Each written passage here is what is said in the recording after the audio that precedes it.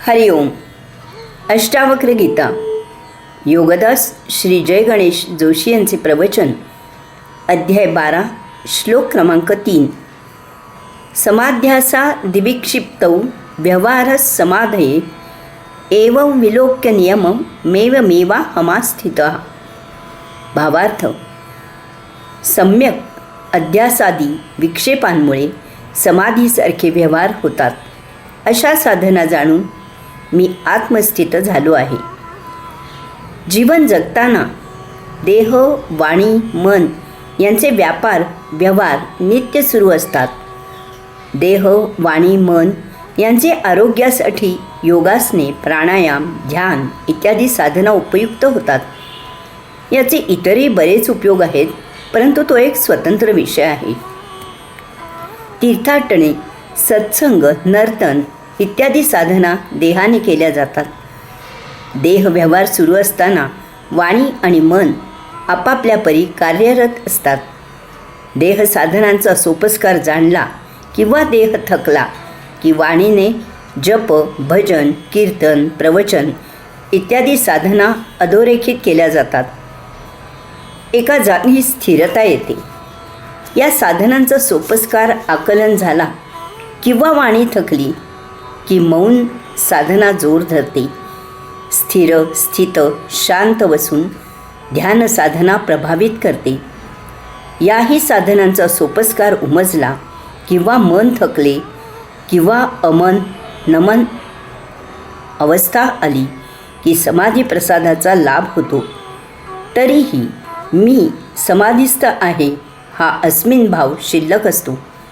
त्याही पलीकडे प्रगती झाली की समाधीमधून त्याच्या अतीत पार साक्षात्कार होतो. आत्मस्वरूपावस्था प्राप्त होते.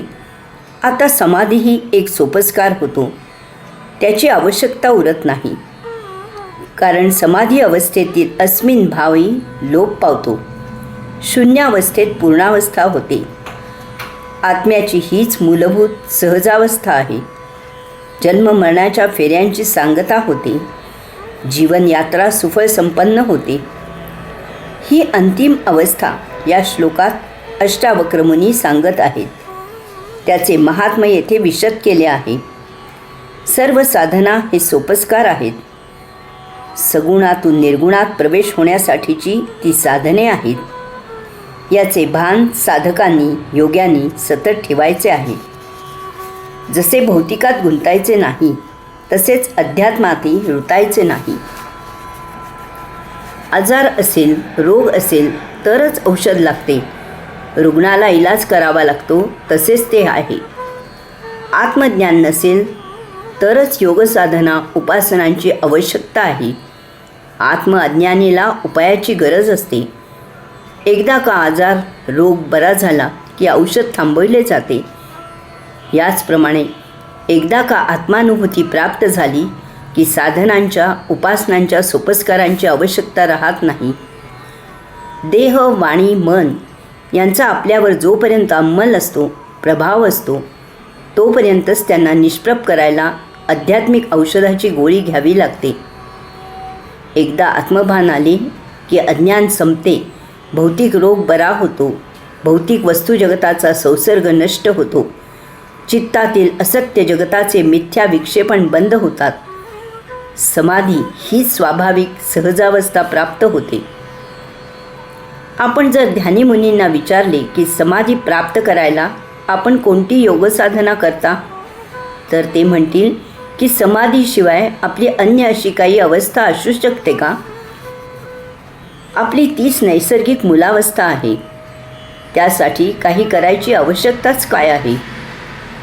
योग साधना देह, वाणी, मनापर्यंतच उपयोगी आहेत. ते का एकदा निष्प्रभ झाले की या सोपस्कारांची गरज राहत नाही. इंग्रजीमध्येही फार विलक्षण शब्द आहेत. आजारासाठी मेडिसिन लागते आणि अध्यात्मासाठी मेडिटेशन लागते. दोन्ही शब्दांची जातकुळी जणू एकच आहे. एकाच मुशीतून प्रचलित झालेले आहेत. आजार बरा झाला की मेडिसिन थांबवले जाते. आता त्याशिवाय सहजावस्थेत तुम्ही नित्य व्यवहार करू शकता. तसेच अध्यात्म साध्य झाले की मेडिटेशन थांबवले जाते. आता त्याशिवाय सहजावस्थेत तुम्ही समाधीस्थ होऊ शकता. आत्मस्वरूप झाल्यावर समाधी अडचणीची होते, त्यामुळे काही व्यवहार केल्यासारखी जाणीव होते. समाधीमध्ये देह, वाणी, मनाचा अहंभाव त्रासदायक होतो. योग साधनांची ही मर्यादा लक्षात आल्यावर स्वस्वरूप आत्मस्वरूपात स्थिरता येते. हरिओम.